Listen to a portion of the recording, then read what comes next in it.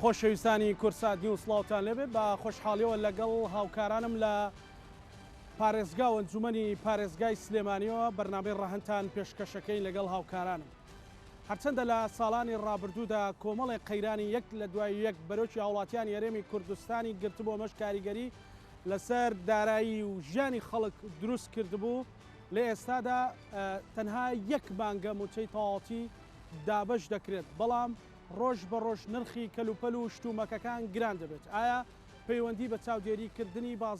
بازاڕەوە هەیە و پەیوەندی بە بازاڕی ئازادەوە هەیە، یاخود پەیوەندی بە بەرزبوونەوەی نرخی دۆلارەوە، یاخود پەیوەندی بە چیەوە هەیە کە هەر ڕۆژە و شتێک نرخی زیادەکە. لە ئێستادا گرانبوونی نرخی بنزین کاریگەری خستۆتە سەر ژیانی تەواوی هاوڵاتیانی هەرێمی کوردستان. لە چەند ڕۆژی ڕابردوودا بازەوە کرا کە ئاردیش گران بۆ بەهۆی گرانبوونی ئاردەوە بڕیارە سبەی 6 نان بە 1000 دینار بفرۆشێ. ئەمەش گرفتێکی تری بۆ هاوڵاتیانی هەرێمی کوردستان دروست کردووە. ئەم هەموو قەیرانە بۆ هاوڵاتی هەرێمی کوردستان بارگرانەیەکی گەورەی دروست کردووە و هاوڵاتیانی هێناوەتە دەنگ. چێ ئەبێ ئەمە چارەسەرکە؟ خەلەلەکان چین؟ گرفتەکان چین؟ لەکوێ ئەمانە دروست بۆ و لەکوێوە چارەسەرەکرێن و لە ڕووی ئابوووریەوە گەر خوێندنەوەیەکی بۆ بکەین ئەمە چی لە گیرفانی هاوڵاتیان و دارایی و داهاتی هاوڵاتیانەکە. ئەم شەو لەسەر گرانی بازار، لەسەر گرانی ئەو یەک بە دواییەکانەی بنزین و نان و گرفتی ئاو لە شارەکانی تر و گرفتی غاز قسەکەین بە میوانداریەرێک لە بەڕێزان بەڕێز سۆران عەبدولغەفور بەڕێوەبەری چاودێری بازرگانی. سوپاس کاک سۆران. هەروە بەڕێز دکتۆر کاروان حەمەد ساڵح پسپۆڕی یابووری. سوپاس کاک کاروان بەخێر بێ. هەروە بەڕێز سەلاح ساڵح وتەبێژی نانەوە و فڕنی سەمونەکانی سلێمانی. سوپاس بۆ بەڕێزیشتان. و لە پارێزگای هەڵەبجەوە بەڕێز ڕزگار حەمەنووری سەرۆکی فراکسیۆنی یەکێتی لە ئەنجومەنی پارێزگای سلێمانی لەگەڵمانە بێ. جا کاک ڕزگار ئێمە میوانی تۆین و تۆش لە هەڵەبجەی. کاک سۆران لە جەنابتەوە دەست پێ یەکەم. ینی ئەم گرانی بازاڕە پەیوەندی بە چاودێری بازاڕەوە هەیە یاخود لە سەرچاوەوە یاخود ینی هۆکارەکە دەستنیشانکردنی هۆکارەکە کامەیە؟ پێشەکی سڵاوتان لێبێ. سڵاو لە بەڕێستان. ڕوان و کاک سەلاحەکەم هیوادارم ئەم بەرنامەیە بێتە هەوێنێک بۆ ئیشەکانی خۆمان و کە بتوانین ئەو خەمەی کە هەیە ئێستا لە ناو شاری سلێمانی لە هەرێمی کوردستانە بیڕێنینەوە سەبارە بە نرخی سەرجەمشتمەک و کاڵا و پێداویستەکانی ڕۆژانی هاوڵاتیان. ئێمە لیژنەیەکی تایبەتمانەیە کە ڕۆژان نرخی سەرجەمشتمەک و کاڵا و پێداویستی ڕۆژانی هاوڵاتیان وەرەگرێ و ئەو لیژنەیە بەداوچێنێکی ورد ئەکا بۆ نرخی سەرجەم ئەو شمەکانە. ئەوەی کێمەت بینیمان لە ماوەی چەند مانگی ڕابردوودا بۆ هۆی نرخی دۆلارەوە سەرجەم شمەک و کاڵاکان ڕێژەی لە سا 20 بۆ لە سا 25 شۆ دەسەر بەدەلەوە. هەندێک کاڵامان هەیە کە لە مەزدەڕەکانەوە ئەو بە سەرمانە تێنەپەڕێ. ئەم مەسەلەی دۆلارە حەقیقی بوو مەسەلەن ئەوە بۆ بەشێکی ڕاستە کە لە دەرەوە هاوردەکرێ بۆ کۆی شتەکان ڕاست بۆ کۆی یاخود ینی بۆ کۆی شتەکان قۆرەخکاریشی تیا بوو بۆ کۆی شتەکان ڕاستە. لەبەرێ من ئاماژەم پیا ئێمە ڕۆژانە ئەو لیژنێمان کە نرخەکان وەرەگرێ بەداواچووی نور دەکەین هەتا وسوڵاتی کڕینی ئەو شتانەی کە ئەو کۆمپانیایانە یا بازرگان کە هێن هەرێمی کوردستان یان وەرەگیرێ بۆی بەراوردی نرخەکان بکەین. و دا ئێمە کۆنتاکی ڕاستە خۆمانەیە لەگەڵ زۆربەی کۆمپانیەکانە بۆی نرخی شمەکان وەرگین. بۆ نمونە هەر بەسیترین کاڵا کە ئاردا ئارد یەکێکە لەو شتانەی کە ڕۆژانە هاوڵاتیان بەکارهێنێ لە مێرسین ئێستا تەنی بە 350 دۆلارە. یعنی کە ئاوا نرخەکەی بەرز بێت لە بۆرسەی گیانی خۆدا نەزان لەبەرەوەی بۆی وشکە ساڵی بۆی ئەو قەیرانی کە هاتە ناپێشەوە لەم ساڵە ئارد بە شوێکی بەرچاو بەرزبوونی بەخۆبینیوە. زەیتمان هەیە وەگەڕۆن ئەمە لە مەزەرەوە هەموو تەنە 500 دۆلاری شۆ دەسەر کە دەسەڵاتی کەسیتیانی ئەمانە چکە ئەو کەسانی کاچن لە بواری بازرگانیایی هێنن هیچی بەرهەمی ناوخۆ نییە هی خۆمان بێ بڵین ئێمە دەسەڵاتمان هەیە. لەبەرەوە سەرجەم ئەو بەرزبوونانی کە هەیە لە ناو شاری سلەیمانیە و لە هەرێمی کوردستانە سەبەبەکەی یەکەم دۆلارە دووەم مەزارەکەیەتی و ئێمە وەکو چاودێری بازرگانی ڕۆژانە لیژنەکانمان لەگەڵ لیژناوە بەشەکان و لەگەڵ بەرانی ئاسایشی ئابوووریە سەردانی سەرجەم شوێنەکانەکەین و هەر شوێنێکیش خۆشتان بینوتانە لە ڕێگانەکانیشا بڵاومان کردوێتەوە پابەرنەوەی بێ بەڕێنمایەکانەوە یان گران فرۆشی کردی هەڵساین بە داخستی شوێنەکە و وەدراوام بەدادگا. بەڵێ ینی کەواتە پەیوەندی زیاتر بەوە هەیە کە لە مەزدەرەوە شتەکە گران بۆەوە بەشێکی دۆلارە. بەڵێ بەڵێ بەڵێ کاک دکتۆر کاروان ئەمەوێ بەڕێزت شیکردنەوەیکی دارایی و ئابووری بۆ بابەتەکە بکەیت. ئەمە لە چیەوە سەرچاوی گرتکەوەکو کاک سۆران ئاڵێ مەسەلەن بەشێکی پەیوەندی بە دۆلارەوە هەیە و چ ماکێکی ئەبێ بۆ سەرژانی و هاوڵاتی و گیرفانی هاوڵاتی. سەرتا سواز بۆ جەناب سواز بۆ بەڕێستان زانە بخراتی میوانێ بە ڕێزەکان سلااو ڕزمەی بۆ بیسەران و بینەرانی کەناڵی کورسات.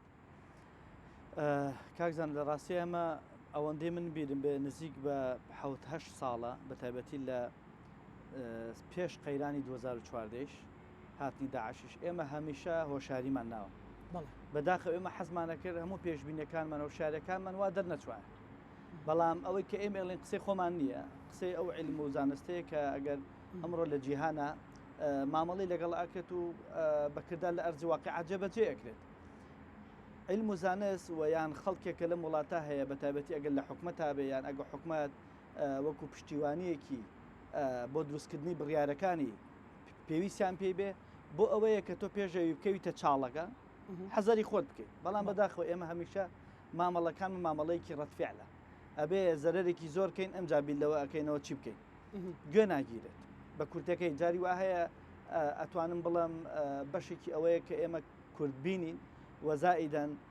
ئەوەندەی گرنگی بە بەرژەوەندی هەندێک کۆمپانیای حیزبیین ئەوەندەی بەرژەندی بە هەندێک شخص و کۆمەڵە خەڵکەڵم کە بۆ گیرفانی خۆیان مامەڵەیان کردووە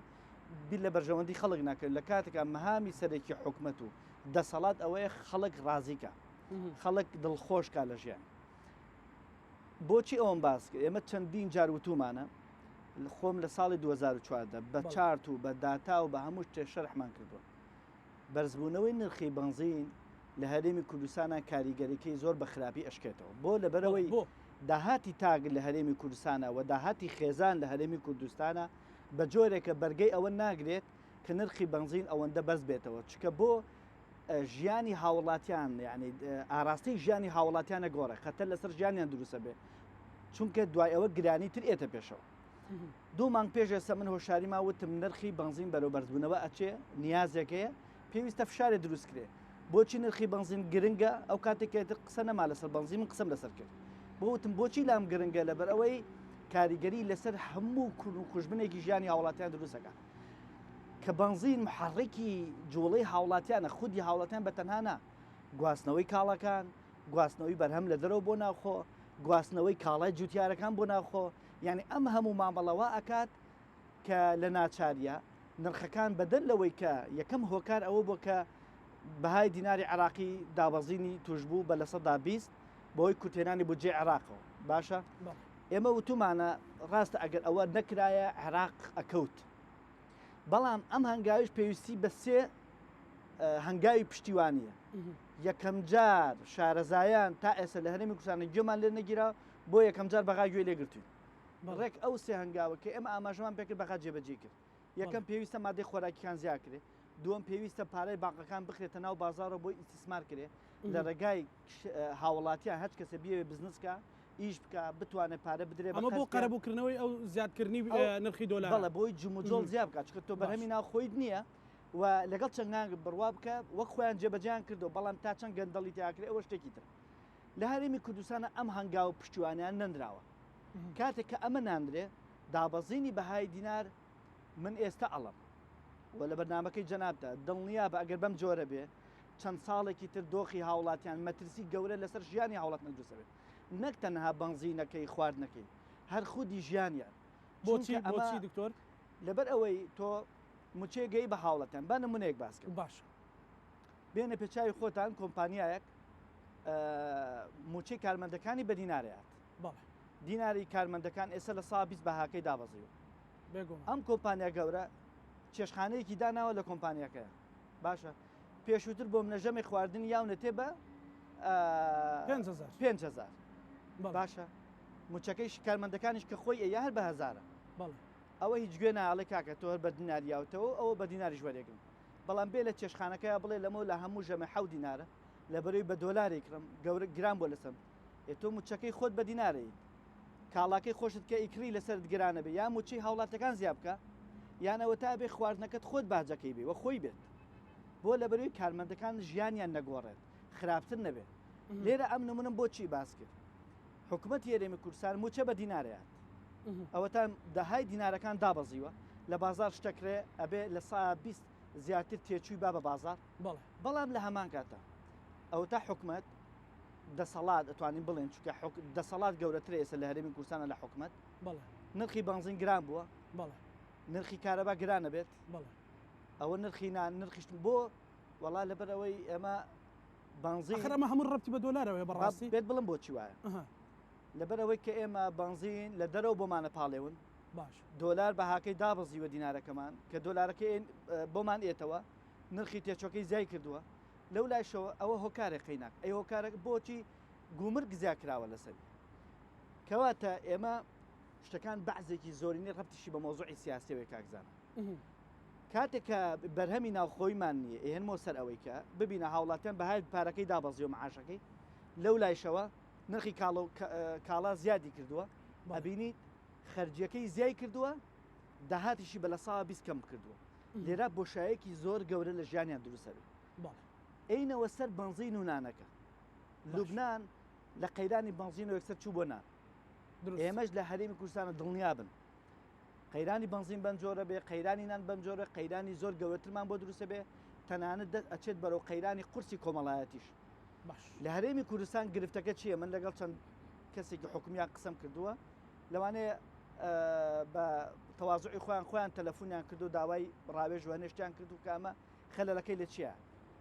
ئەوەی کە گۆڕیمانەتەوە کوڕا ئەوەیە ئێمە لە هەرێمی کوردستانە خاوەنی بڕیاری اقتصادین خاوەنی سەروەری اقتصادین اقتصادمانەیە بەس بڕیارەکەی بەدەست خۆمان کاکزانە تۆ ئەزانیت لە هەرێمی کوردستانە ئێمە ناتوانین لە سێ چوار پاڵەگە زیاترمانە بۆ لەبەری وڵاتانی ترەڵک کاکەم پاڵاوگەمانە ئیشمان ئەوێ نۆت بۆ تۆ پاڵەوێن بۆیە ئەم نەوتە ئەچێتە دەرەوە ئەمە خەرجیەک لەو سەر ئێتەوە ئەمە دوو خەرجی بە گومرگەچە بۆ وڵاتەکە خەرجیەک لێو ئێتەوە ئەمە خەرجی ئەمە چوار خەرجی ئەو وڵاتش قازانجی خۆی خاتە سەر ئەمە پێنج باشە پێنج جار خەرجی ئەچێتە سەر ئەو بنزینەی کە لە ناوخۆی هەرێمی کوردستان ئەبرێت دەرەوە پاڵاوت ئێ باشە بنزینەکە ئێستا بۆ نایەن بە کۆمەڵێک سێ پاڵاوگە ئەتوانن زیاتر لەوەی کە ئێستا بنزینیان نایەنێ بپاڵێون باش هەرو بنزینەی خۆمان پێنج خەرجی لە کۆڵەکەوێتەوە هاوڵاتیانیش باری سوک ئەچین بۆ چارەسەر دکتۆر بەڵام ئەگەڕێم وڵات حەزەکەم نمونەیەک بوو کەوتم بنزین بەم جۆرە بڕیارەکەی بەدەست خۆمان دەرچووە نەوتەکە نادرێ بە پاڵاوگەکان لە دەرەوە ئەپاڵۆرە خەرجی لەسەر هاوڵاتیان لەسەر گیرفانی هاوڵاتیانە مەوزوعی نانوشتەکەی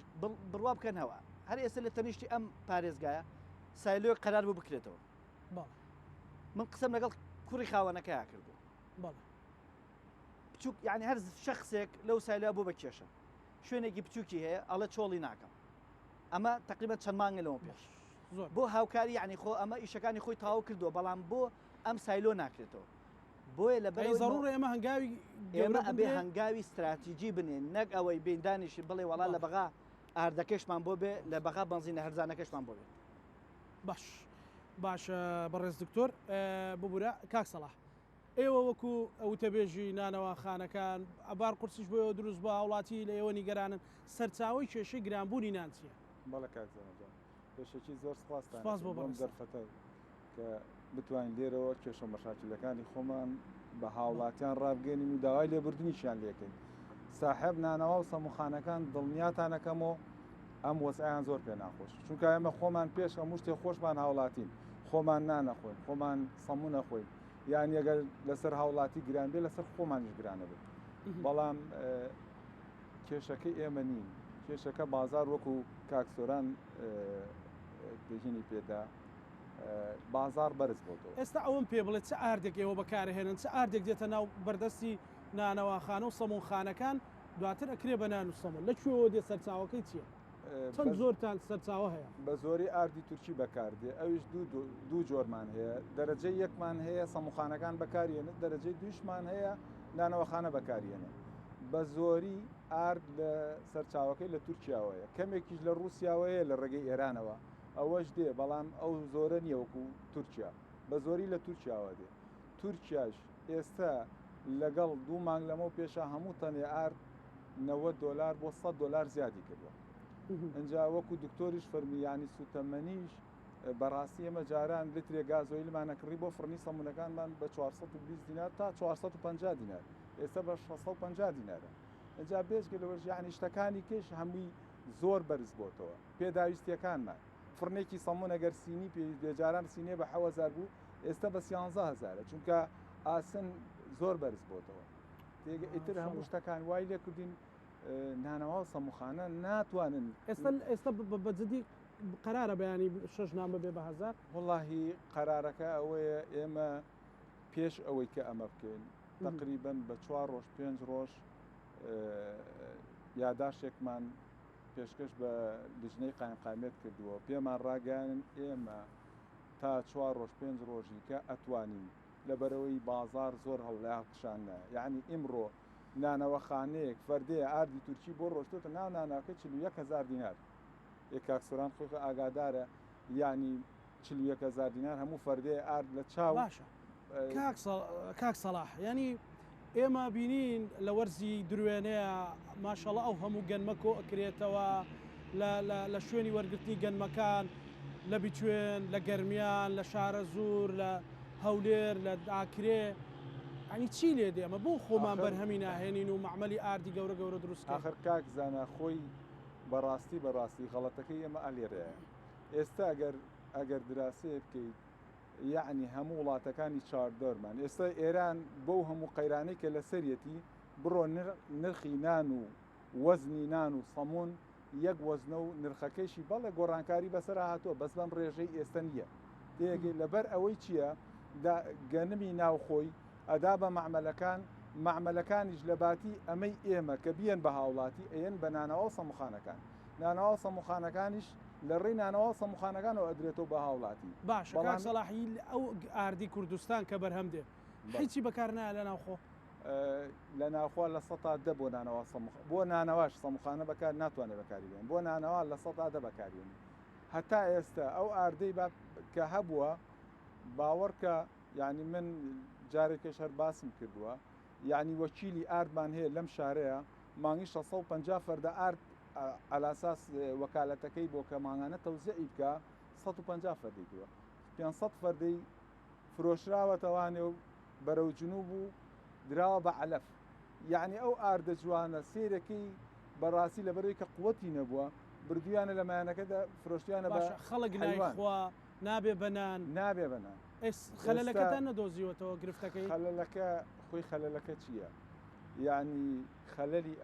ئەوە بۆ نمونە ئەبێت لەم شارەی ئێمەیە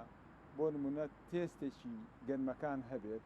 کە بزانیت چ گەنمێت خۆی یەک گەنم ئاردی لێ نایەت ئەبێت 3 نەوە گەنم تێکڵاوکەیت 3 نەوە گەنم تێکڵاوکەیت گەنمێک هەیە بەس بۆ سپێتیە گەنمێک هەیە پێزی بە قووەتە گەنمێک هەیە مەسەن ڕەنگی ئاردەکە جوانەکە ئەم 4 ئاتوانی ئاردێکی دادەیت بەڵام ئەم معمەلانەی ئێمە بۆ نمونە گەنمی شارە زوریار یەک نەوە یەکسەریان لە معمەلەکە گەرمیانی یەکسەریان لە معمەلەکە ئەو گەنمە قووەتی نییە گولتێنی بە قووەت نییە قسەی لەسەرەکەین کاک ڕزگار سڵاو لێبێ بە پێی قسەی میوانەکانم بێ ئێمە بەرەو گرانیە گەڕۆین و ئێستاوە تا خەریکە نان شەژنانە بێ بە هەزارەمانە گرفتم بۆ هاوڵاتی بۆ جرفانی هاوڵاتی ئێوە کۆنجومەنی پارێزگا بیرتانەوە نەکردوێتەوە بەڕاستی لەگەڵ لایانی پەیوەندیدارە بێنە سەر هێڵ مەسەلەن کۆمەڵێک کێشەی ڕەنگە چارە سەر بێ گەر بۆ ئەمڕۆ سبەیش نەبێ لانی کەم لە شوێنێک ئەم گرانیە بۆ ستێنێ نەچینە قۆناغێکی زۆر گرانی بازاڕەوە بەڵێ سوپاس بۆ بەرنمەکە سڵاو لە بینەرانی کورسات و ئەم بەرنامە من ئەمێ لە سەرەتا لەوە باست کرد بەڕێزت باسی لەوە کرد گرانبوونی بابن باری ئابووریان بە گرانبوونی کاڵاکان بەگشتی بەڵێ هەر سێ هۆکارێکی کە ئاماژەت پێدا هەم بەرزبوونەوەی دۆلار وەڵام پێش بەرزبوونەوەی دۆلار بەڕاستی هەم بازاری ئازادە کە بەداخەوە لەم بازاری ئازاد لەناو ئەم ناوچانەی ئێمە وەکو هەرێمی کوردستان و ڕۆژەڵات و ئەمانە لە زۆر لە وڵاتەکانی ئەم وڵاتانە بەداخەوە بەپی پێویست بازاری ئازاد ئەوە نییە کە زۆر لە خزمەتی خەڵکا بێ ئەوەنەی کە قۆرخکاری ئەوانەیە دوو چاودێری یعنی بازاری ئازاد پەیوەستە بە چاودێری حکوومەتەوە چاودێرێکی ئەمە حاڵەتی دوم کە هۆکاری خراببوونی بازاری ئازادە نەبوونی چاودێرێکی تۆکمە و بەهێزەوە لەلایەن دام و دەستگاکانی حکوومەتەوە لەسەر ئەم بازاری ئازاتە دوجار بە ئەڵێن دۆلار خۆ چەند ساڵە دۆلار ئەتوانم بڵم لە 120,000 چەندین ساڵە سابت بووە ئێستا ئەم چەند مانگێکی کەمە بەڵام ئەوە تا لەبەرەوەی بازاری ئازاتەکە هەم بەو پێویستە نییە هەم چاودێرەکەش نیە بەداخەوە یعنی با بڵێن سەدمەکەیان ڕەتفعلی ئەم گرانبوونی دۆلارەکە لە 120 تقریبان چۆتە سەر زۆر زۆر گیانی خەڵکین کردو خەڵکی تەواو نیگەران کردووە دێنە سەر ئاردەکە منەوەی بە دووادا چوونم کردووە کە پێڵەن قوتی ترنان قوتی خەڵکە و گەنم هەموو زانین بەداخەوە ئەوەی کە ئێستەیە بازرگانەکان بیریان لەوەش کردوتەوە بەشە لەو ئاردەوە بە ڕێزە کاکسەلا ئاماژە پێکە لە تورکیا بەشێکی بەرچاویشی لە رووسیاوە دێ ئەو ئاردەی کە من متابعەم کردو ئەڵەن لە رووسیاوە دێتە ئێران لە ئێران لە سەداسی لە ئاشەکانی ئێران هاڕن و ئەهێنە هەرێم لە سەدا هەفتای بە گەنمی دیارە ئیتیفاقەکان وایە گرێبەستەکان وایە لە سەدا هەفتای کارگەکانی هەرێمی خۆمان ئەم ئاردە ئاهاڕێت و ئێکا بگەنم ئێستا من پرسیارم کردووە هەموو تەنێک لە $350 چۆتە نزیکەی 400 جاری پێشۆمە بیرمانە لەگەڵ گرانبوونی دۆلار لە 120 کە نزیک 145 تا 50 بوویەوە نانەواخانەکان چی بکەن وەکو کاکسەلاتی ئەوانش کوڕیم خەڵکن هەموو حالێکیانەوە بوو ناچار بەشێک ئەگەر بیرمان بێ بەشێک لە کێشی گونکی نانەکانیان کەم کردەوە ئەم جارە خۆ ناکری ئەم نانە دیستان بەشێکی لێکم بکەیتەوە هیچی نامێنێتەوە بۆی ئێستا ناچار بیلەوەکەنەوە کە ژمارەی نانەکە کەم بکەنەوە واتە ئەمە ئەزمەی دووەمە جاری پێشوو بەوە حەلکرا بەشێک لە وەزنەکەی کەمکرا ئێستا حەلی دۆم کە ئەم جارە دیسان ئارد گران بۆیان با بڵێن گەنم ڕەنگە بەشێکیشی وسکە ساڵی لەم منتیقانە وشکە ساڵیش کاریگەرێکی تا ڕادەیە کە بێ بۆ ئەمانە هۆکارن بۆیە ئەمان ئێستا ناچار ئەمە بکەن ئەچمە سەری قسەی کاک دکتۆر کاروان باسی لەوە کرد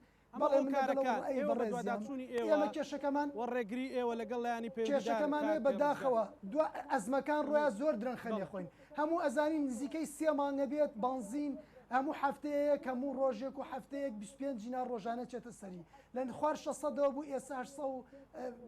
850 بەرە ژوورە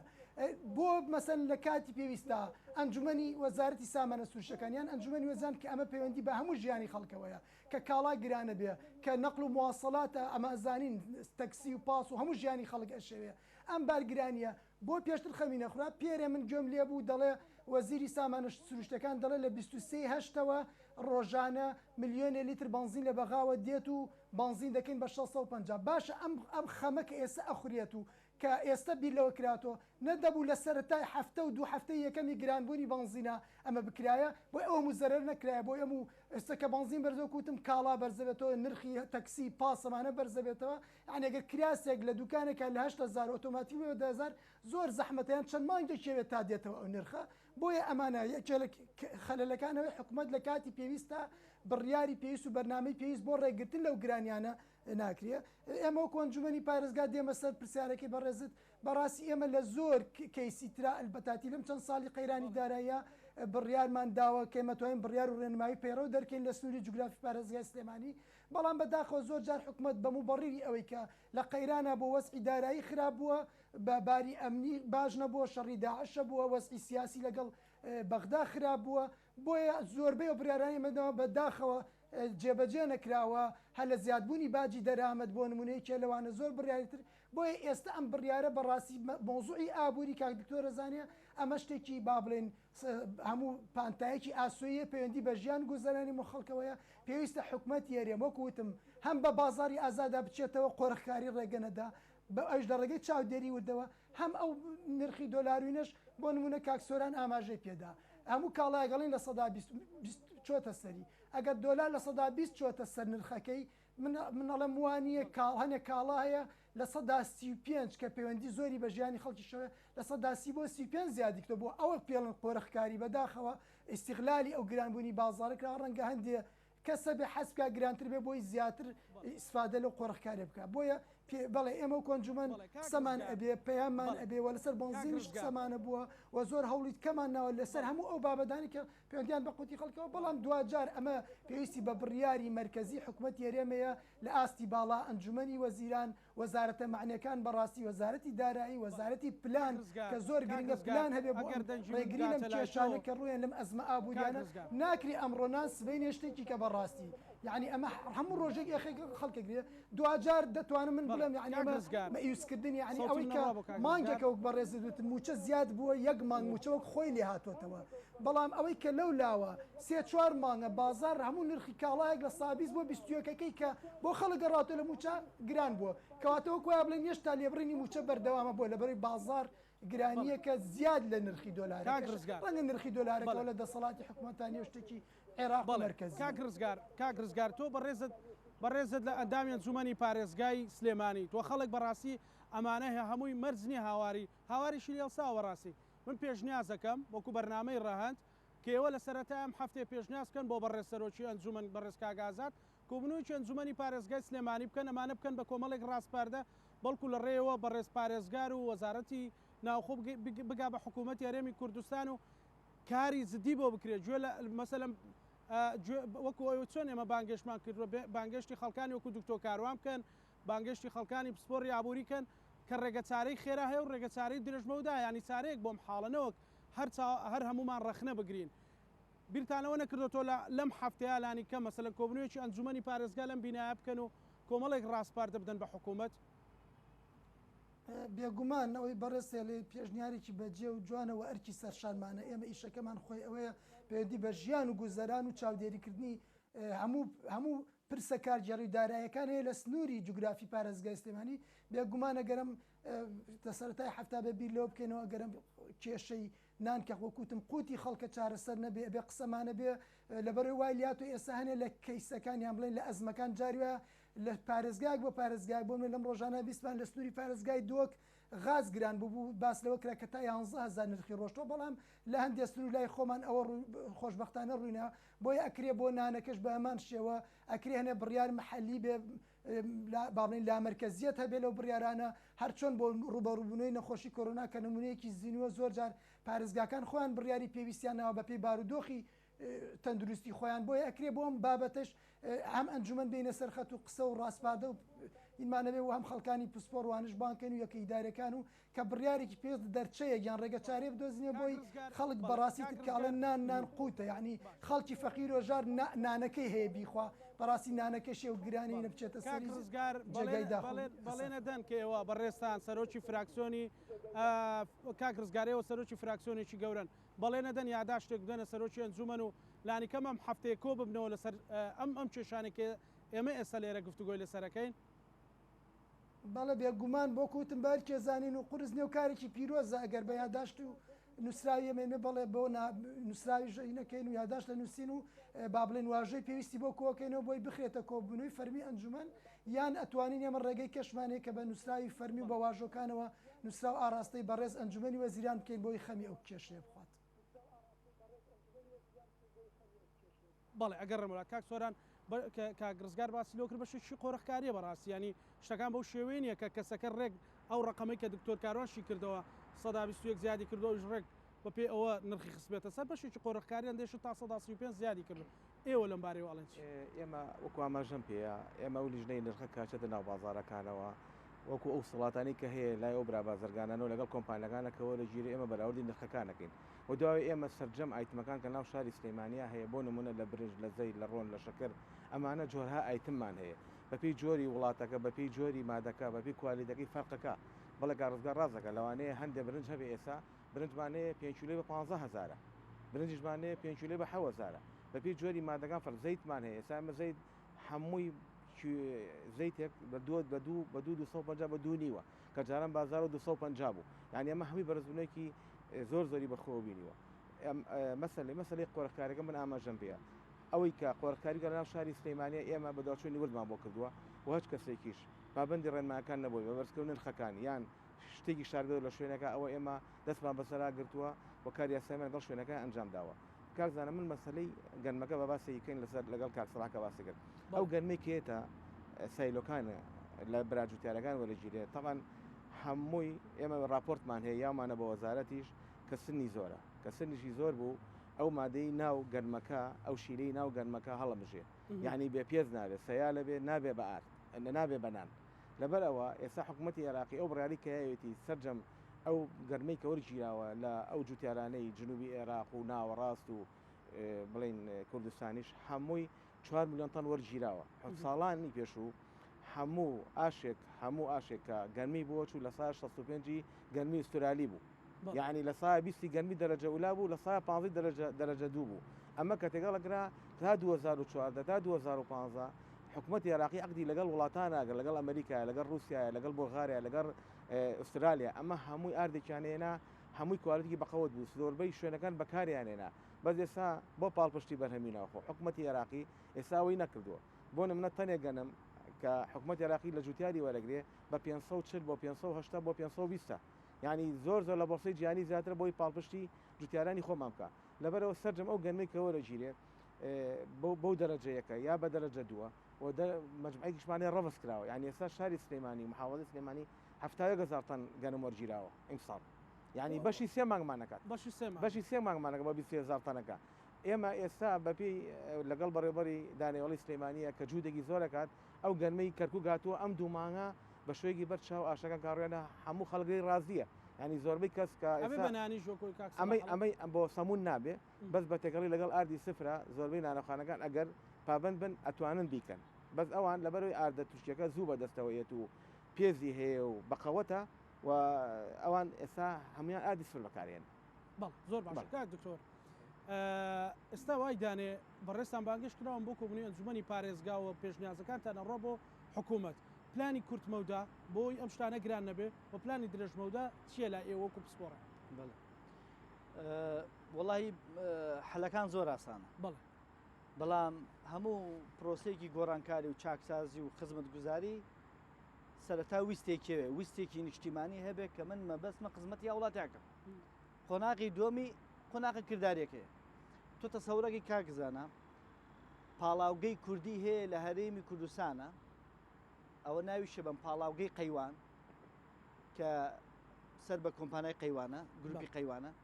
لە سەدا 190 ئەپاڵەیە بۆ جنوب ئەمە عەقدێکە خۆی کۆمپانیاکە کردوێت یعنی بەنزینی نانێ لێرە بیپاڵەیە بۆ ئێرە بۆی نرخی بەنزین دابەزێ یعنی کۆمپانیاکە نییە لێرەیە نا قسەکەس چییە قسەکە لەسەر ئەوەیە حکوومەت دەبێ بێت ئەو نەوتەخاوە ئێمە لە بودجەی 2021 ڕێکەوتین لەگەڵ بەغدا 250,000 بەرمیلەوە بە نرخی سەمۆ تەسلیمی بەغاکرێت باقیاتەکەی هەرێمی کوردستان بۆ ناوخۆ بەکارهێنێت ئەمەی کە ناوخۆ بەکارهێنرێت نادرێ بە پاڵاوگە ناخۆیەکان بۆی بیپاڵێنن کۆستی یعنی تێچوونی ڕۆشتنە دەرەوەی ئەم نەوتەخاوە و پاڵاوتنی هێنانەوەی و باجی گومرگی ئەم سەر و باجی گومرگی ئەو سەر و نرخی زیادی پاڵاوگاین دەرەوەی بچێتە سەر بدرێ بە پاڵاوگە ناخۆیەکان هیچ پێویستت بەوە نییە یعنی جارێکی تر ڕیشی خۆ بیتە دەست بەغا ئەوە دیسان ئەڵێن وەکو چارەسەر نەوتمان لە بەغاوە بۆ ئێت بەر تۆ پاڵاوگەکانی خۆت لە جاتی ئەوی نوت بۆ جنوب و باشوور پاڵێون با بە خۆتی بپاڵێون ئەو کاتە تۆ بەغا مەمنونی تۆ بێت بەڵام تۆ یعنی ئەزاین چێ بڕوا بکە بە جۆرێک ئاڵۆسکێنراوە لە خۆیان یعنی نە بنەمایەکی زانستی هەیە نە بنەمایەکی حکومڕانی هەیە نە بنەمایەکی اقتصادی هەیە زیاتر مۆزوعەکان جاری وایە کە ئەبینی ئەو نە ئاڵۆزە تۆ تەچی دەبی کە لەوەی مۆزوعەکە دەستێکی سیاسیتیایە مامەڵەیەکی سیاسیتیایە لەبەرەوە ئەوە مۆزوعی بنزینەکە کە زۆر زۆر ئاسانە یعنی هەل لە بەیانیەوە حکومەت کۆمپانیانش نیشتیمانی تۆ نەوتی خاویان بەرێ بۆ تەپاڵەوە کاکزانە یعنی ئەو کۆمپانیان لەبەرەوەی کۆمپانیای گەورن کۆمپانیای گەورە لە عالەمە سەروەتێکی نیشتیمانیە بەڵام لەگەڵیشە ئەبێ ئیجبار کرێت کە خزمەتی وڵاتەکەی بکە نەک هەموو کۆمپانی هەموو سەروەتی وڵات بخرێتە خزمەتی کۆمپانیا گەورەکان لەبەرەوەی سەر بە فلان حیزب و حیزبن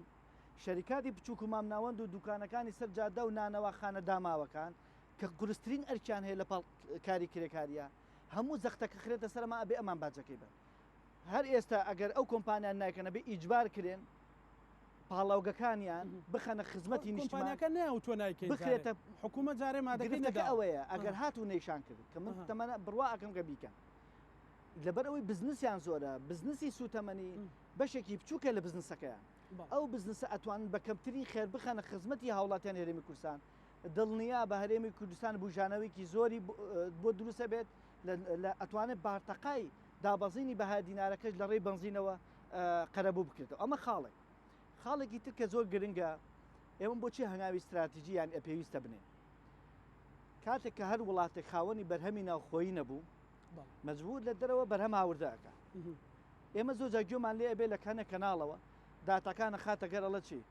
ئەڵێ ئەم نرخانە لە تورکیا و لە رووسیا و لە ئێران و لە دراوسەکان گران بوو بۆیە لای ئێمە گران بووە ئاخر نابێ وا بڵێ ئێمە خۆمان بەرهەمی ناوخۆییمان نییە بۆیە دابەزینی لیرەی تورکی تەسیرە کاتە سەر بازاڕی ئێمە چکە کاتێک کە بەرهەموو بەرهەمەکانمان لە تورکیا و لە ئێران و لە فڵان و فڵانەکرین خۆمان بەرهەمی ناوخۆیمان نییە هەڵاوسان حەج قەیرانێ ڕوو لەوانکە پریشکی بەرێمەکە یعنی خۆمان ماشەڵڵا پڕێک لە قەیران لە قەیرانمان کەم نییە قەیرانیشمان بۆ ئیسرا دەبێت هەڵاوسانی نرخ هەڵاوسانی بەها دینارەکانیان و هەچ قەیرانێ لە وڵاتانە ڕووبا بۆیە ئەتوانین بڵێن هەرێمی کوردستان ئەگەر بەو جۆرە مامەڵە لەگەڵ بەرهەمی ناو خۆی بکە ئەگەر بەو جۆڵە مامەڵە لەگەڵ خزمەت گوزاریەکان کە لەگەڵ سەروەری بڕیاری اقتصادیا بکە کە ئەمە جۆرێکی خراپە ئێمە ئەبین بە زۆنی قەیرانەکان یعنی قەیرانەکە هێشتا نەگەشتووە لێرە ڕەنگایەتەوە بەڵام شوێنی دەرچین حەلی یەکەم ئەوەیە ئەبێ هەرێمی کوردستان دوای 30 ساڵ ناچارین ئێستا بڵێ کە ئەبێ ئیش لە زەر زیادکردنی بەرهەمی ناوخۆییکە من بڕوان بەوە نییە تورکیا ڕێگە بات تۆ خاوەنی کوشت و کاڵی خۆت بی بڕوان بەوە نییە رووسیا ڕێگە بات تۆ خاوەنی ئاردی خۆت بی بڕۆن اقتصادی نەودەوڵەتی بخوێنەوە بڕۆن سیاسەتی نەودەوڵەتی بڕۆن بازرگایی نەودەوڵەتی ئەم شتانە واری دەیانی کابرا خزمەتی خۆیەکە تورکیا لە سەدا 95 وزەی وڵاتەکەی کە ئەم هەموو معاملەیە نەوتەکەی لە دەرەوە ئەکرێ هێشتا وڵاتەکەی هاتووە معاملەکانی خاتە گەڕ شت بە ئێمە ئەفرۆشە ئێران بە هەماشە وڵاتەکان ئێمە وزەکە لە ناوخوا پاری پێناین ناتوانین بیخەینە گەر بۆ ئەوەی پیشەسازی و کەرتە ئابوووریەکانی تر و کەرتی بازرگانی و یعنی بە کورتی ببینە خاوەنی سەروەری بڕیاری اقتصادی خۆمان ئەو وڵاتانی کە ئێمە ئێستا بۆ نمونە تورکیا ئێمە نەوتەکەمان بە بۆری بە تورکیا ڕوە بەڵێ قازان جەکات بەڵام ئێمە بێ لە بەرامبەر ئەوە ئایا دەستکەوتی حزبی بە دەستەخەین کە بمان پارێزێ یان ئەڵێن بە بەرامبەر ئەوە ئێبێت تۆ کشتتوکاڵی هەرێمی کوردستان ببژێنیتەوە تۆ بیرکەرەوە بۆچی عێراق ئاد لە ڕووسیا ئاکرێت قەزەکە سیاسیە کاکە مەوزوعی سیاسی و اقتصادی لە جیهانە تێکەڵە جاران دووڕویەک دراون ئێستا یەکشتن ئێستا اقتصادەکەش یعنی وەکو بڵێ ئەتوانی بڵێن دەسەڵاتی زۆرترە تورکیا و رووسیا لەسەر هەموو مۆزوع ڕێکەوتن تەنانەت لەسەر نەوتیش لەسەر تەماتە ڕێ نەکەوتن هەموو رووسیا تەکلیفی کرد بە پۆتینەوە کە بەرهەمی تەماتێ ئێمە بکڕن لەبەروی بەرهەمەکەمان زۆر تورکیاوتی من شتێ ناکەم جوتیاری خۆم زەرەرکە ئێمە لە هەرێمی کوردستان جوتیارەکان دەعم نەکراون لە ڕووی زانستی و لەوانەیە نازەممان ئاگادار بن ئەو جۆرە ئاردا جۆرێکەیە کە بۆ نانەبێ ئێمە ناتوانین بەرهەمی بێنین دعمی جوتیارەکان ناتوانین ینی هۆشیاریان بۆ بڵاو نەکراوەتەوە کە ئێمە ئەو جۆرە ئاردە بەرهەم بهێنێ ئەمە یەک نمونە باسەکە بۆ مەوزوعی پاڵەوەکانی نەوتیش بە هەمان شێوە زائیدەن بۆ دەفعی شەریکاتی بچووک و مامناوت من لێرە پرسیار لە هەموو ئەندامانی ئەنجومەنی پارێزگای سلێمانیە بەدەنگی کێ بوون بە ئەندامی ئەنجومەنی پارێزگای سلێمان بێگومان بەدەنگی خەڵک باشە ئێوە لە قۆڕخکاری زەویزارە ئێوە لە بدابشکاری زەویزارە ئێوە لە تاڵانکردنی گوندەکانە ئێوە لە بەرزبوونەوەی نرخی سوتەمەنی ئێوە لە بەرزبوونەوەی نرخینان ئێوە لە زیادکرد لە هەموو ئەمانە ئێوە ئەڵەن دەسەڵاتی پارێزگار نییە ئەی ئێوە ئیشتان چییە؟ باش ئەوە کاکرزگار جواب بداتەوە کاک سەلاح یعنی ئەو جوتیارانە خۆیان ماندووەکەن ئەو گەنمە جوانە بەرهەمەهێنن ئەیکەن بە ئاردەکە کرێ بە حەڵەف ئەمە کارە ساد نییە لە هەرێمی کوردستانە گوزەرێ ئاماژەم بەوە پێدایت یعنی بەڕاستی ئێستا من زۆربەی مەعمەلە گەورەکانی ئێران و تورکیا چوون لەبەرەوەی ئێمە خۆشمانە چین ئاردەکڕین بەڵام هەموو کارگەیەکی گەورە مختبەرێکی هەیە ئەم مختبەرە پێشەوەی گەرمەکە بەکاربێنێ لەم مختبەرە چەند گەنمێک تێست دەکرێت ئەو گەنمە ئەڵێت بزانم ئەمە نانی لێ دێت قووەتی باشە بەڕاستی بۆ ئاردەکە باشە ئەنجای کا بە ئارد بەس لە لای ئێمە ئەو مختبەرە نیە ئێمە ئەو مختبەرە نیە ئەجات و هەمیش بەهینی کاک ڕزگار من سڵاو ڕێزمێ بووی بەس ئێمە هەفتەیەک لەمەوە پێشیش تقریبن ئەوە بۆ 10 ڕۆژە بێ یادداشتمان ناوە بە ئەنجومەنی پارێزگا لەگەڵ کاگازاتە کۆبووینەوە یادداشتەکەمانە وتمان ئەوە کێشەکانمانە وتی لوجنەیەک پێگەێنم و ئەلاساسە بۆ ئەم هەفتەیە ئەوە چارەسەر کرا بەس نە لوجنە پێگەهێنرا و نە کێشەکانشمان بۆ چارەسەر ئێستا بەشێکی زۆری ئەو گەنمە ئەکرێتە ئارد ئەکرێ بە حەڵەف ئاکرێ بە عەلەف بەڵێ بە زۆری دەواجینەکان ئیسفادەی لەکەن بە زۆری باقی ناتوانانی سێ چوار گەنم بەرهەم بێنی لەو زەویە بە پیت و کشت و کاڵە باشوی هەمانەوەی کاک زانەجان مەفروزە حکومت خۆی بنەتۆیەکی باشی وەکو کاکسۆران ئاماژەی پێدا کە لە رووسیا و لەمانە ئەو بنەتەوە بێنێ و بە زارعەکان بڵێ بێت لەو گەنمەم بۆ بچێن نەک هەر کەسە و بە ئارەزوی خۆی بڕوا گەنمێک بچێنێ و نەبییا بە معمەلەکان و ئەوە دەرچێت ئەگینا پێش 10 ساڵ لەمە پێش معمەلێکی ئارد هەبوو لە زاخۆ معمەلی دەلال معمەلی دەلال خۆی بە توجاری ئیشێ کرد بەڵام من خۆم ئەچوم ئاردم لێکردی ئاردێکی زۆر جوانی هەبوو گەنمی زاخۆش بوو بەڵام دوای بە کابراێک معمەلم بوو دوتم ئەرێ باشە ئەمە گەنمی خۆمانە وتی بەڵێ وتم ئەی چۆن ئەم ئاردە باشی لێ دەرەچێ وتی منم گەنمە خۆم لە تورکیا هێناومە یامە بە فەلاحەکان پێم وتومە بۆ ساڵی داهاتوو منم گەنمەمەیە لێتان بە پارێکی باشیش لێتانەکڕم بەس ئەم گەنمەم بۆ بچێنم بەڕاستی بۆ فەلاحەکانی ژەو گەنمان بێنە باوەڕەکەی نانێکی سەمونێکی ئێمە ئێستا ئاردمان لە تورکیا و رووسیا بۆ دێی خۆشمانەکرێ بە حەڵەف ئارەوەڵا کاک ڕزگار وەکو دوا سەرنجە وەکو دوا چارەسەرێک پێویستی بەوەیە ئەم بابەتە ڕێگری لێ بکرێ بۆی ژیانی خەڵک چیتر قورس نەبێت چی ئەکەن؟ بەڵێ سوپاس کاکزانە دیارە بەنسبەت پرسیارەکەی دکتۆرەوە ئەڵێ ئێوە ئەنجومەن دیارە ئێمە ڕاستە نوێنەری خەڵکین و خەڵکیش دەنگی پێداوین و بێ لەگەڵ خەم و مەینەتەکانی خەڵکابین بەڵام بەداخەوە گوتم منش بە شێوەیەک پرسیار لە بەڕێزیەکەم پێم وایە بەڕێزی دکتۆرە هەیە لە ئابووریا هەم بەڕێزی هەم ئەو هاوپیشەکانی ئەو کە ئەمانە بۆنە لەم بوارە گرنگا کە ئەمڕە کێشەیە مەرێمە لەوەتی هەیە بەڕاستی کێشەکان ئابوورین زۆربەی چ جارێک و چ کۆنفرانسێکی حکومی باڵا و ڕسمی کرا ئەم بەڕێزە و هاوپیشەکانیان بانکراون تا ئیسیشاریان پێ بکرێ جا ئەگەر ئێمە حکوومەتێکی موسەساتی تەواو بووینایە ئەم قەیرانە بچووکانە کە دواتر بێ بە قەیرانی گەورە ئەم شە بچووکانە ڕووی نەئەیە ئێمە ڕاستە ئەنجومەنی پارێزگایان ژیانی خەڵکە وەز لەم حەوت ساڵە سەدان کەیس و کێشەشمان داوە بە دادگا لەسەر زۆربەی ژیان و گوزەران کێشەکانی خەڵگاتوین وەڵام هەر بۆ نمونە بە بەڕێزیەڵێم دوو سبەی کە یەکشەمەیە نوێنەری قایمەتی سلێمانی نوێنەری شارەوانی ئەمانەمان بان کردو لەگەڵ نوێنەری کۆمپانیایەک لێرە نامێنایی بڵێم کە لە ناو شاری نیشتە جێبوونەکە کە خەڵگە ڕات دوو هێندنر پارەی پێدا بۆی ژینگەیەکی پاک و ئارام وانەیە بێ بەدەر لە ناو شار لە ناو شار نیشتە جێبوونا زەوی با بڵێن سەوزایی کردووە بە بەنزینخانە سایت پلانی پرۆژەکەی گۆڕیوە بۆیە ئێمە حالیان بە تەمان یەکشەمە ئەگەر نەگەشتینە چارەسەر وەک ئەم کەیسانەی کە کەیسی زۆر گەورە کەیسی گەورەیە کۆمپانیای گەورە شاری با بڵێن یاری گەورە ئەمانەمانەوەیە داوە بە دادگا بەداخەوە منیش و کاک دکتۆریش با بڕێن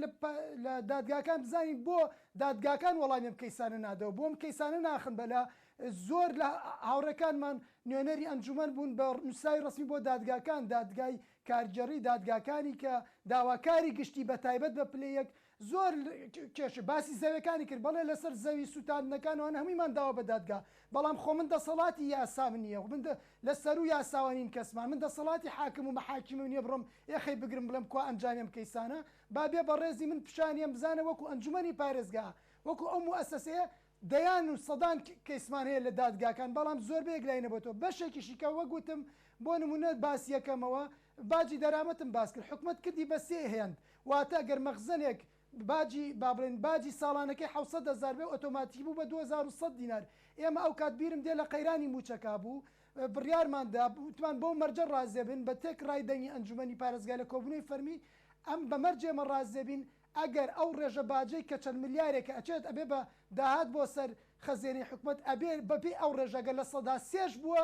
قەیرانی موچەکە بوو ئەو ئەوی پیان و ڕوع موچەنی موچە لە سەداسێ لەو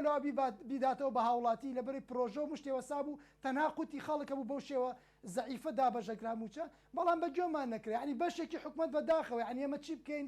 زۆر جار بە قسە بە کۆبوونەوە بە ڕخنە کەیسیوا بۆ چەندین جار دوای کۆبوونەوە کە نووسامان کردووە بەشێکی حکومت بەگوێ نەکردوین بەشێکیشی توانیمانە کێشی خەڵک حەلکەین بەشێکیشی بەڕاستی لە مەحاکیمەکانە هەمووی بە بنبە زیان لەوێ مەلەفەکان کەوتووە و یعنی مەزانین لە چ وڵاتێکە ئەژین هەموو ئەزانین